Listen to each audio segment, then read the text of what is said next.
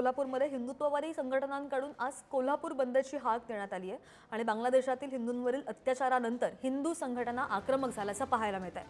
आज बंदच्या पार्श्वभूमीवर पोलीस सुद्धा अलर्ट मोडवर आलेत आणि पोलिसांनी आधीच आंदोलकांना ताब्यातही घेतलंय। या आंदोलकांचा आक्रोश आणि पोलिसांनी या आंदोलकांना ताब्यात घेतलेला आहे। बातमी आपण पाहतोय कोल्हापूरमध्ये। हिंदुत्ववादी संघटनांचं हे आंदोलन आणि या आंदोलकांना आंदोलनाच्या अगोदरच ताब्यात घेतल्याची माहिती।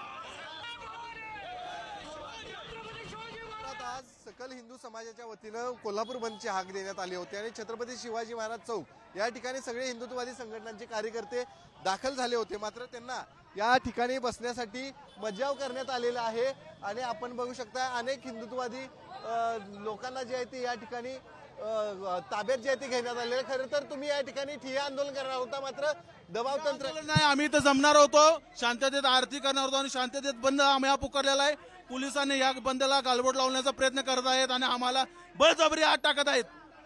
काय नेमकं किती जण तुम्ही या ठिकाणी आहे आणि कशा पद्धतीने आजचा बंद होणार होता?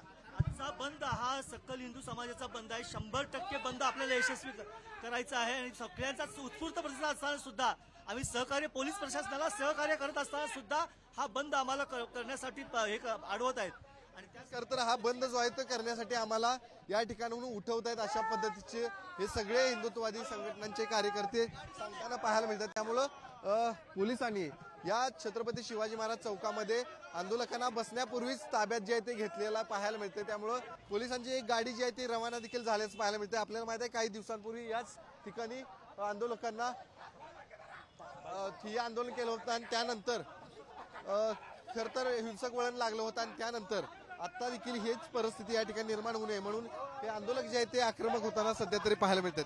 त्यामुळं पुढे आंदोलकांना कशा पद्धतीने हे सगळे पोलीस जो आहेत ते या ठिकाणी थांबवणार हे देखील पाहणं गरजेचं असणार आहे। कॅमेरामॅन ओंकार वळवडेसह शेखर पाटील, पुढारी न्यूज, कोल्हापूर।